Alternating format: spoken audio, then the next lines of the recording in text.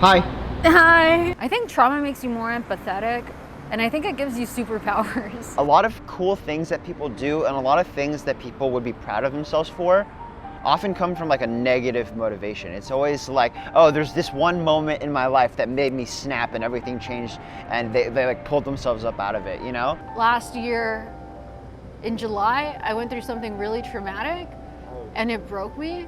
It really broke me because what happened to me shouldn't happen to anyone, and it happened to me at the hand of someone who I thought was my friend, and that absolutely broke me and devastated me. If you don't mind me asking, what happened? I was I know I say that with like a smile on my face or like a half smile, but it's because it's so painful. It's like you don't know how to react about it. This is like one of the first times I've ever spoken about it, I think. I grew more through that experience, through that trauma, and I feel like in a way, although I wish I hadn't have gone through it, it made me a better person. It's almost there's like this whole dimension or part of feeling things or knowing things like mentally and emotionally as a human that you really have no reason to tap into unless there's some specific circumstance that forces you in that direction. Empathy can be taught and cultivated because I guess it's really lacking in this society. In normal society, you don't need to be super creative or super sensitive to people, really, unless there's a very specific thing that's pushing you to do that, right? Is that technically wrong? What happens when trauma fucks you up like that is that you develop more mirror neurons in your brain, and so interacting with people, you just read them a lot easier. Like, I'm hypervigilant because I have PTSD now, and so like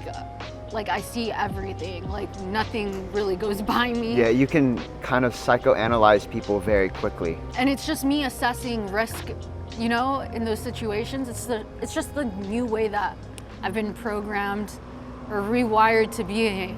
And when you're more aware of the human condition like that, you're a lot more gentle with people. Do you think positivity is toxic?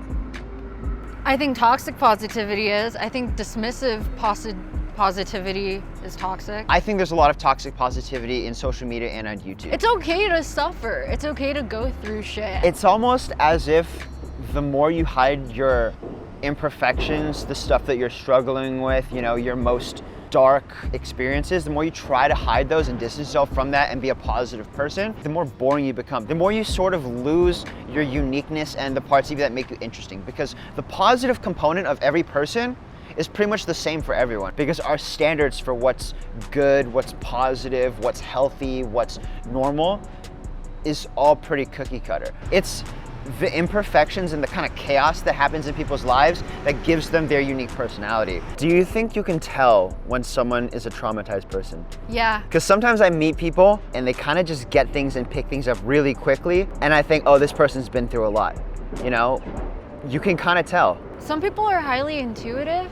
They can be more aware of people, especially if you have like an unpredictable parent. It kind of conditions you to like pay attention to all the little signs and things that you see. Do you think it could make you a liability to be transparent about your trauma?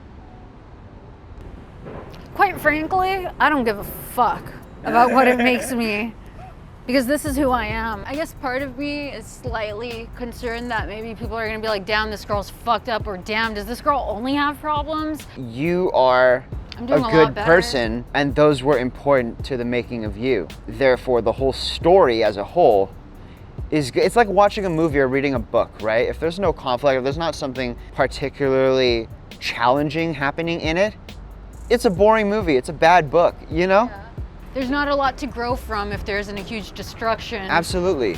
So the thing about talking about traumatic or dark experiences is that you can already tell that someone's gone through something. You know, you can kind of get a hint. You know, like for example, mental health. People don't like talking about mental health. Whether or not you transparently say, oh, this person is bipolar, this person has ADHD, right? Someone else will still see the symptoms of that and will still see the behavior that's caused by that, and will then just judge them for it for any number of reasons. They'll say like, oh, you're just a weird person, you're a problematic person, right? But if you put these things that affect you at the front, it makes everything that you do make sense in a way. And I understand that it's in people's best interest to not talk about these things just because it's like stigmatized, you know? And then it just comes down to, well, what are you really going for?